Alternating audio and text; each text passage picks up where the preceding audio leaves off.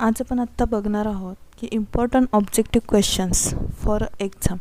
जे काही तुमच्या एक्झामसाठी ऑब्जेक्टिव्ह क्वेश्चन महत्त्वाचे असणार आहेत ते क्वेश्चन्स आपण आज बघणार आहोत. तर आज आपण इथं फक्त पहिला म्हणजे single entry and conversion of partnership form ह्या दोघांचेच क्वेश्चन बघणार आहोत. तर बघूया चला. तर काय काय क्वेश्चन घेतलेत बघा. पहिल्यांदा तर घेतलं आहे capital at the beginning of the year is ascertained by preparing. की तुम्ही कॅपिटल कोणत्या अकाउंट प्रिपेअर करून काढू शकता. तर cash account, opening statement of affairs, total creditors and debtors. तर याचं उत्तर आहे ओपनिंग स्टेटमेंट ऑफ अफेअर्स. कारण आपण ओपनिंग स्टेटमेंट ऑफ अफेअर्समध्येच काय कॅल्क्युलेशन करत असतो तर assets minus liabilities is equal to काय आपलं कॅपिटल आहे. म्हणजेच ओपनिंग बॅलन्सच्या असेट्स आणि ओपनिंग बॅलन्सच्या लायबिलिटीज आपण तिथं बॅलन्स शीटला घेणार आहे आणि त्यातून आपण असेटमधून लायबिलिटीज वजा केल्यावर आपल्याला कॅपिटल मिळणार आहे. नंतर पुढचा प्रश्न आहे आपला total debtors account is found out. तर टोटल डेटर्स अकाउंट आपण कशासाठी कॅल्क्युलेशन करणार आहे तर याचं उत्तर दोन असणार आहे. एक तर असणार आहे क्रेडिट सेल्स आणि दुसरं असणार आहे क्लोजिंग बॅलन्स ऑफ डेटर्स. ऑप्शनमध्ये तर क्लोजिंग बॅलन्स ऑफ डेटर्स दिसत नाही आहे म्हणजे याचं उत्तर काय आपलं क्रेडिट सेल्स असणार आहे. ऑप्शन चेक करायचं आहे तुम्ही तर क्रेडिट सेल्सच असणार आहे. हा प्रश्न आपला सिंगल एंट्रीमधला आहे. तर क्रेडिट परचेस आपल्याला कुठं मिळणार आहेत तर टोटल क्रेडिटर्स अकाउंटमध्ये आपल्याला काय मिळणार आहेत क्रेडिट परचेसर्स मिळणार आहेत. आणि प्रॉफिट अँड लॉस कुठं मिळणार आहे आपल्याला तर प्रॉफिट अँड लॉस अकाउंट जेव्हा आपण प्रिपेअर करणार तिथं आपल्याला काय मिळणार आहे प्रॉफिट अँड लॉस म्हणजेच NP मिळणार तिथं. आणि कॅपिटल तुम्हाला कुठं मिळणार आहे तर कॅपिटल मिळणार आहे ओपनिंग स्टेटमेंट ऑफ अफेअर्सला. म्हणजे जी काय आपण opening balance of assets and liabilities वजा करणार आहे त्यातून मिळणार आहे. नंतर आहे बघा bills receivable account is finding out. तर याचं उत्तर काय तर closing balance of bills receivable. काय उत्तर याचं closing balance of bills receivable. आणि बाकीचे ऑप्शन्स बघितले तर बघा opening balance of bills payable नाही आपल्याला हा कुठं असणार आहे तर बिल्स पेएबल अकाउंटला असणार आहे हा. आणि हा तुम्हाला क्वेश्चनमध्येच दिलेला असणार आहे बिल्स पेएबल म्हणून. कॅपिटल आता बघितलेलंच आहे आपण कसं नन ऑफ दिस याचं उत्तर नाही आहे. पुढचा प्रश्न आहे capital is equal to asset minus dot dot. तर याचं उत्तर काय असणार आहे तर असेट मायनस लायबिलिटीज केल्यावर आपल्याला काय मिळतं कॅपिटल मिळतं. असेट्स मायनस बिल्स रिसिवेबल करू शकतो का आपण नाही कारण बिल्स रिसिवेबल पण काय आपली असेट्सच आहेत आणि टोटल डेटर्स पण आपल्या काय आहेत तर असेट्सच आहेत. तर ह्या दोन असेट्स कोणत्या आहेत तर ह्या दोन करंट असेट्स आहेत. नंतर पुढं आहे ट्रेडिंग अकाउंट शोज. काय दाखवणार आहे आपल्याला ट्रेडिंग अकाउंट आपल्याला काय दाखवणार आहे तर ट्रेडिंग अकाउंट आपल्याला ग्रॉस प्रॉफिट किंवा ग्रॉस लॉस दाखवणार आहे. नेट प्रॉफिट तुम्हाला कुठं मिळणार आहे तर नेट प्रॉफिट तुम्हाला प्रॉफिट अँड लॉस अकाउंटला मिळणार आहे. आणि कॅपिटल आहे हे कॅपिटल तुम्हाला कुठं मिळणार आहे तर ओपनिंग स्टेटमेंट ऑफ अफेअर्सला तुम्हाला काय मिळणार आहे कॅपिटल मिळणार आहे. आणि असेट्स ह्या कुठं असणार आहे बॅलन्स शीटच्या असेट साईडला असणार आहेत. त्यामुळे trading account shows gross profit और ग्रॉस लॉस. नंतर पुढचं आहे की credit sales can be traced out by preparing total dot dot.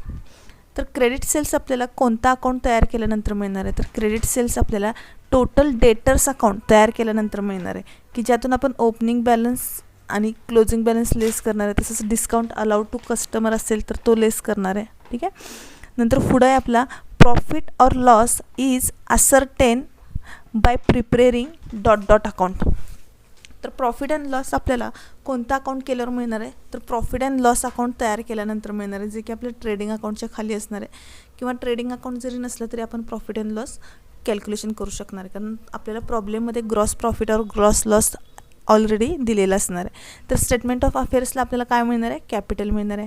Balance शीटला तुम्हाला काय मिळणार आहे तर असेट्स अँड लायबिलिटीज मिळणार आहेत. आणि कॅश अकाउंटला तुम्हाला काय मिळणार आहे तर कॅशचे जे काही ट्रान्झॅक्शन्स असतील ते मिळणार आहेत. जसं की ओपनिंग बॅलन्स असेल क्लोजिंग बॅलन्स असेल किंवा रेंट पेड असेल सॅलरी रिसिवड असेल हे जे कॅशशी रिलेटेड ट्रान्झॅक्शन आहेत ते तुम्हाला कुठं मिळणार आहेत कॅश अकाउंटला मिळणार आहेत. म्हणजे प्रॉफिट अँड लॉस अकाउंट तुम्हाला कुठं मिळणार आहे तर प्रॉफिट अँड लॉस अकाउंटच्या डेबिटला किंवा क्रेडिटला मिळणार आहे. What is the object of conversion. तर कन्व्हर्शन करण्याचा ऑब्जेक्ट काय आहे बघा तर ऑप्शन दिलेत आपल्याला रिक्वायरमेंट ऑफ लार्ज कॅपिटल बरोबर आहे. नंतर सेपरेट लिगल एंटिटी बरोबर आहे. नंतर पुढचं दिलं आहे लिमिटेड लायबिलिटी ते पण बरोबर आहे. म्हणजे ह्याचं उत्तर काय तर ऑल ऑफ द अबाव आहे. What is the object of conversion तर हे तिन्ही पण ऑब्जेक्ट काय आहेत कन्व्हर्शनचे आहेत. ठीक आहे. पुढचं आहे आपला in the purchase consideration net asset is equal to. आता ही नेट ॲसेट म्हणजे काय असणार आहे, तर ही PC कॅल्क्युलेशन करण्याची एक पद्धत आहे. तर याचा फॉर्म्युला काय आहे, net asset is equal to assets minus liabilities. ज्या काही कंपनीनं असेट्स घेतले असणार आहेत त्यातून काय करायचं आहे, कंपनीनं घेतलेलेच लायबिलिटीज घ्यायचे आहेत. म्हणजे पार्टनरशिपची जी फर्म असणार आहे त्याचं जेव्हा एखाद्या लिमिटेड कंपनीमध्ये तुम्हाला ट्रान्सफॉर्मेशन करायचं असेल किंवा कन्व्हर्शन करायचं असेल तेव्हा काय करतात, ती पार्टनरशिप एखाद्या कंपनीला विकतात आणि त्याची जी काही ॲसेट्स कंपनीनं घेतलेले असणार आहेत त्यातून आपल्याला काय करायचं आहे, लेस लायबिलिटी करायचं आहे. त्यामध्ये ह्याचं उत्तर काय असणार आहे, option number A, assets minus liabilities. ठीक आहे. पुढचा बघा काय प्रश्न आहे, तर पुढचा आहे, if the realisation expenses are paid by the firm, realisation account debited and cash or bank account is dot dot. तर याचं उत्तर काय असणार आहे बघा, जेव्हा आपण रिअलायझेशन एक्सपेन्सेस पेड करत असतो तर त्याचं उत्तर काय असणार आहे, रिअलायझेशन अकाउंट डेबिट. कारण की रिअलायझेशन हे एक्सपेन्सेस आहेत, म्हणजे रिअलायझेशन कशात गेले, एक्सपेन्सेस नॉमिनलमध्ये गेले म्हणून ते कुठे गेले, डेबिट गेले. आणि कॅश काय झाली तुमच्याकडून, कॅश गेली म्हणजे कॅश काय येणार आहे, क्रेडिटेड येणार आहेत. कारण की तर रूल्स कुठला लागला आपला, रिअल अकाउंटचा. रिअल अकाउंटचा रूल्स काय, debit what comes in, credit what goes out. म्हणजे जेव्हा रिअलायझेशन एक्सपेन्सेस तुम्ही पेड करणार आहे तेव्हा रिअलायझेशन एक्सपेन्सेस नॉमिनल आहेत म्हणून ते डेबिटला येणार आहेत आणि कॅश ही कुठे येणार आहे, क्रेडिटला येणार आहे. आणि ह्याचं ॲन्सर आहे तर क्रेडिटेड असणार आहे. ठीक आहे. नंतर पुढं बघा काय, for the transfer of assets to realisation account general entry shows realisation account debit to dot dot account. तर याचं उत्तर येणार आहे टू असेट्स अकाउंट.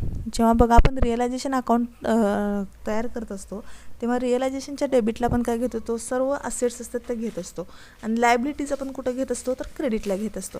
म्हणजे जेव्हा पार्टनरशिपची फर्म आहे त्याचं लिमिटेड कंपनीत रूपांतर करण्यासाठी आपल्याला रिअलायझेशन अकाउंट कॅल्क्युलेशन करावं लागतं. तेव्हा बघा आपण सर्व डेबिटला काय करत असतो, तर असेट्स घेत असतो, ज्या काय असेट्स असतील त्या. नंतर पुढचं आहे, general entry for liability taken over bye partners. आता पार्टनरशिप फर्ममध्ये एखादी लायबिलिटी हे काय केली असते, तर पार्टनर्सनं घेतलेली असते किंवा पेड केलेली असते. तेव्हा त्याची एंट्री काय येणार आहे, तर realisation account debit to partners capital account येणार आहे. म्हणजेच ह्याचं आपण पोस्टिंग कुठं करत असतो, तर रिअलायझेशनच्या डेबिटला करत असतो टू पार्टनर्स कॅपिटल. आणि पार्टनर्स कॅपिटल अकाउंटच्या कुठं असणार आहे, क्रेडिटला असणार आहे बाय रिअलायझेशन अकाउंट. म्हणून काय येणार आहे general entry, realisation account debit to partners capital account. म्हणजे ह्याचं उत्तर आहे आपला ऑप्शन नंबर ए. ठीक आहे. नंतर पुढं बघा काय सांगितलं आहे, तर credit balance of realisation account shows. जेव्हा तुमचा क्रेडिट बॅलन्स जास्त असणार आहे रिअलायझेशनचा तेव्हा तो काय दाखवणार आहे, तर तो प्रॉफिट दाखवणार. म्हणजे ह्याचा आन्सर असणार आहे बी असणार आहे. पुढचं बघा काय सांगितलं तुम्हाला, तर general reserve is recorded in to.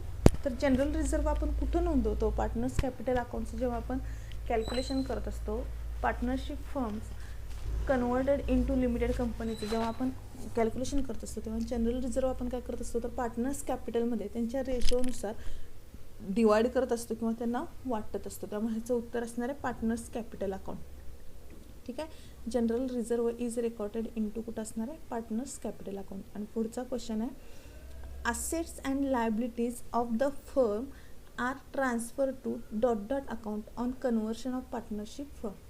ज्या काय असेट्स असणार आहेत आणि लायबिलिटीज असणार आहेत हे दोन्ही पण आपण कुठं ट्रान्सफर करतो, तर रिअलायझेशनच्या अकाउंटला ट्रान्सफर करतो. ह्याचं उत्तर बॅलन्स शीट नसणार आहे, स्टेटमेंट ऑफ अफेअर्स नसणार किंवा प्रॉफिट अँड लॉस नसणार आहे. कारण बॅलन्स शीटला आपण काय करत असतो, तर बॅलन्स शीटला असेट्स अँड लायबिलिटीज घेत असतो, पण जेव्हा कन्व्हर्शन ऑफ पार्टनरशिप करत असतो तेव्हा आपल्याला बॅलन्स शीट कॅल्क्युलेशनच करायची नसते. त्यामुळे ह्याच्या उत्तर काय येणार आहे, रिअलायझेशन अकाउंट येणार आहे. आणि स्टेटमेंट ऑफ अफेअर्सला आपण काय कॅल्क्युलेट करणार आहे, तर कॅपिटल कॅल्क्युलेट करणार आहे. प्रॉफिट अँड लॉसला सर्व आपले काय असणार, एक्सपेन्सेस आणि इन्कम असणार. त्यामुळे ह्याचं उत्तर काय आहे, तर रिअलायझेशन अकाउंट आहे. हे प्रश्न तुमच्या परीक्षेच्या दृष्टीने खूप सारे महत्त्वाचे आहेत, त्यामुळे काळजीपूर्वक बघा आणि एकदा नोटबुकमध्ये नोट डाऊन करा.